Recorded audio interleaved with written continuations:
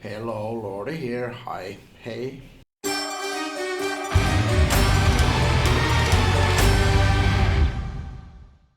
Busy as usual, normal as usual.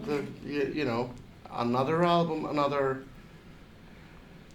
cycle of things have happened. Pretty much the same as always. 2 year cycle.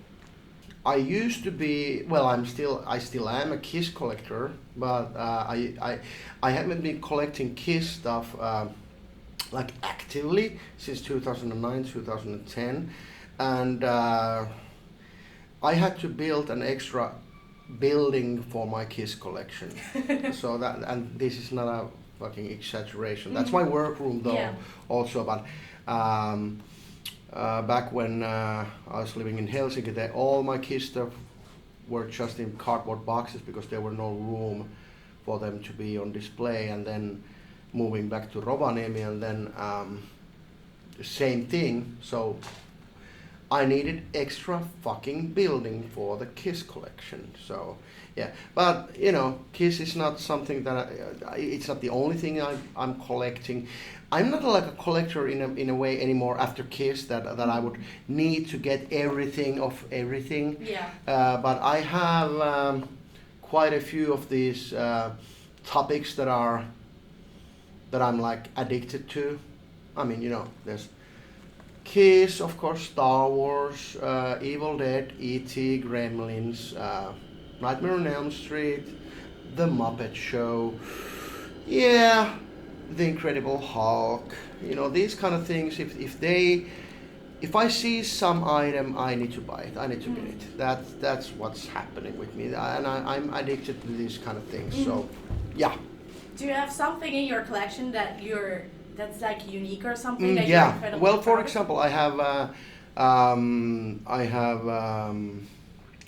well, I'm thinking okay, I have, for example, on-screen skull from Lord of the Rings. Oh. Yeah. Yeah. I have orc eyeballs from Lord of the Rings on screen. But that's not because I'm like a huge collector of Lord of the Rings. It's because I love the movies. I fucking love them. But because I got to be friends with the workshop. the Weta Workshop. So that's why.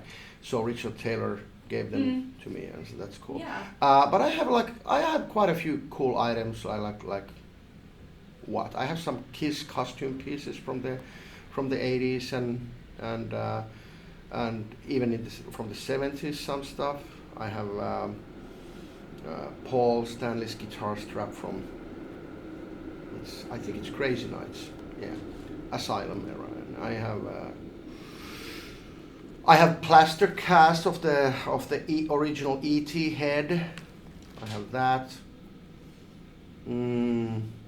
Also, I have the Reagan from The Exorcist. I have a plaster cast head of that.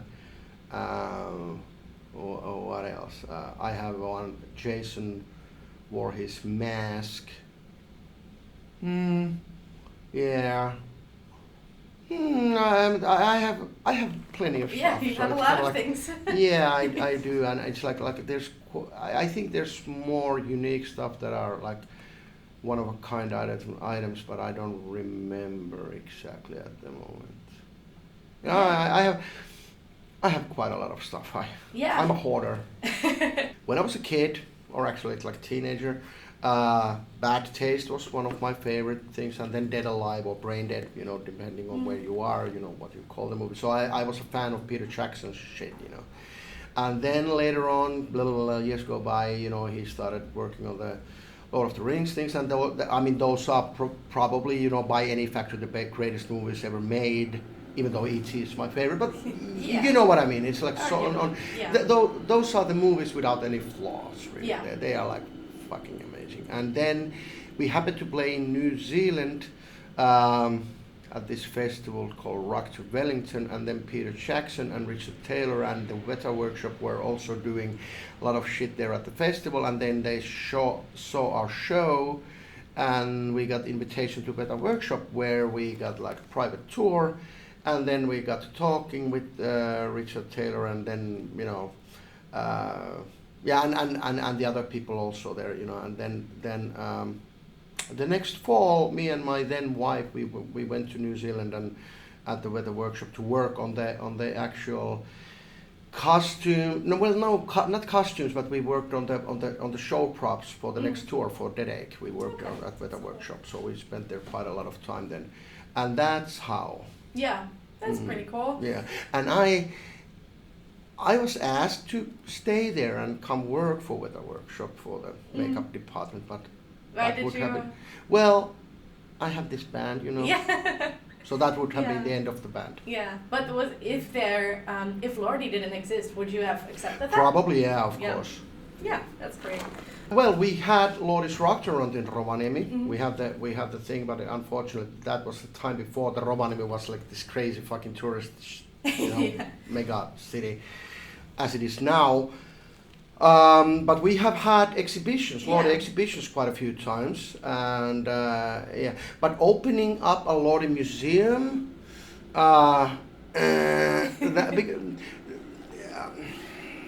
the income for such a place would be so limited that it wouldn't pay the rent. That's the problem. Yeah, nice idea, but I think we'll stick to the exhibitions. There is none. There's no new elements on this one. I don't think so. I think the only new element really on this album is that Kone, he got like free hands with his guitars. Before that, I have been more or less like kind of like dictating how the guitars go. This time, I mean, I don't. After Screenwriters Guild, of course, I mean, he's terrific. I mean, I shouldn't teach my father how to fuck. So that's the thing. So that's the thing with Kone. So you know, this is the song. This is how it goes. You make it your own. So that's the only different element there, and he brought in some great riffs that were used on the album, and also the funny thing about his work was like when he did the guitar solos. Great, good, but I asked him, does every single solo on every single song need to be like 16th parts, like and he said, yeah. So they need to be. Yeah, they need to be. Alrighty then. And I was maybe you should like slow down every once in a while. But now, it's been now a year since we recorded this album. So now, after this little time has passed and I've been listening to it, he was right. It's cool. I mean, it's cool when you can show off your skills and your talent. So why the fuck not? Why would you go anywhere below your talent? So just show it then. Yeah. You know, go crazy then. Is he also the reason why there's Collectible has a bit of a Pink Floydian vibe to it, or is that you? No, that's that. We wrote the song together with him, and I think it was just we just wanted to add a little bit of a country vibe to it. Not necessarily. We weren't thinking about Pink Floyd at all. Okay. We were thinking about more like just country vibe, like that. Yeah. Yeah, I guess that's just how it turned out. Yeah, but right. Yeah, Yeah. I was already wondering, like, because Pink Floyd is of course like a prog rock band from the past, but I was already wondering, like, do you actually listen to that sort of music yourself? Yeah, sure. I mean, there are a few albums and few songs from Pink Floyd that I have some friends, like old friends, who are huge Pink Floyd fans. So I've had my share of listening to Pink Floyd, believe me. Yeah. So I'm not a fan, but I dig them. I'm sure, but like a full album, let's say Dark Side of the Moon. I mean, yeah, sure, great album, whatever. Yeah, but it's not Kiss. For me, the whole I think that is like the only serious message of the album is that legends are made of cliches. That cliche is something that has like a negative ring to it, even though it shouldn't. Cliche is something, to me, it's whether it's movies. The song is about movies, but of course it can be referred to the music or even to Lordi, as well. So cliche is something that is a blueprint of a working formula. That's why they are cliches. That's why, and I said it before today. I said it to someone that you know, like let's say pizza. It's such a cliche because everybody makes it still the same way. You have the crust, you have tomato sauce, you have cheese, and then you put some shit on it. And well, such a cliche, you know. Come on, it works. And if you think I think cliche is, in other words, it's a working formula. Yeah. Formula that works. Yeah, but even though I would say that within Lordi as a whole, you try to experiment with those cliches as well. So I we're talking musically. Yeah, of course, we'll try not to make the obvious choice every time, but sometimes it's better that you reward the listener by giving exactly what you expect. Yeah.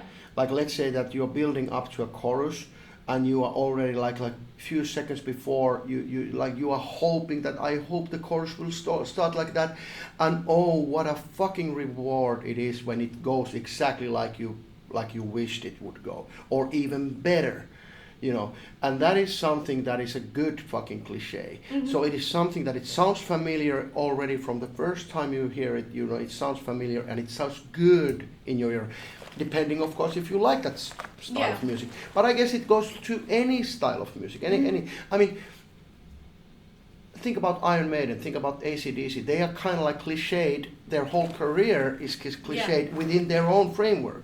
They are doing the same thing over and over and over again. They don't really, go on funny adventures musically, to different styles and genres. They don't do that because they don't fucking need to. They are, so you could call them that they have these cliched things in a way.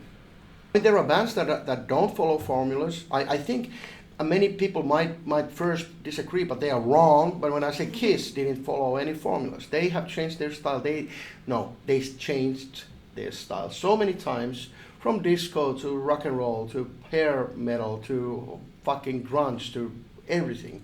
And experimenting with different styles, whatever is hot or hip at the time. Nothing wrong with that, if you can get away with that. What was the question? I don't remember. But I mean, there's nothing wrong with experimenting and trying to find new things if you feel like it.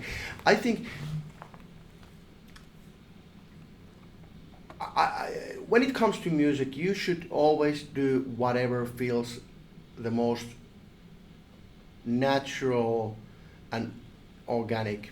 In other words, what feels good for you at that moment when you're doing when you're creating something. It doesn't matter if it sounds familiar. It doesn't matter if you're creating something completely weird and new.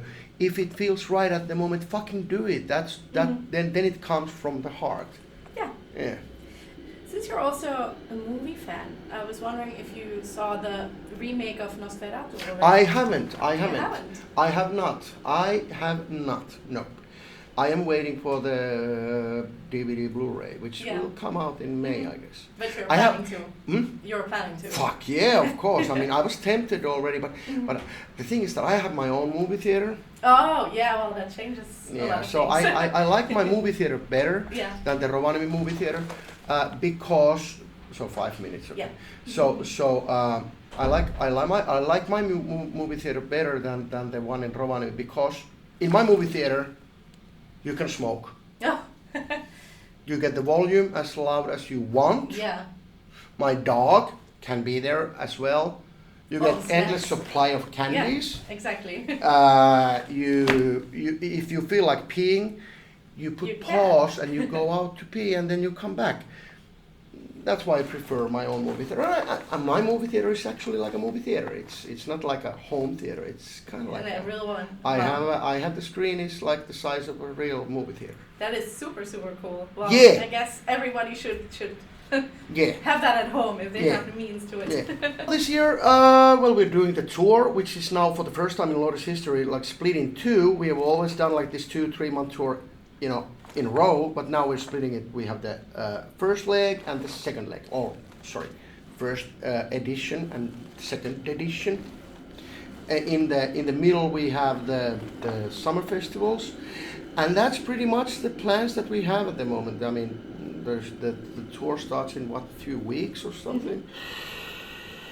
And of course we are late from schedule. Everything, pretty much everything is still undone.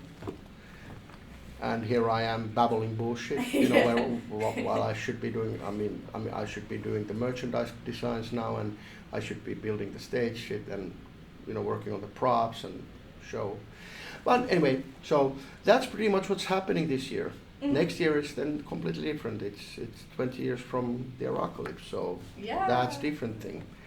Then, so anything special plans. Happening? Yes. That's nice. Oh no.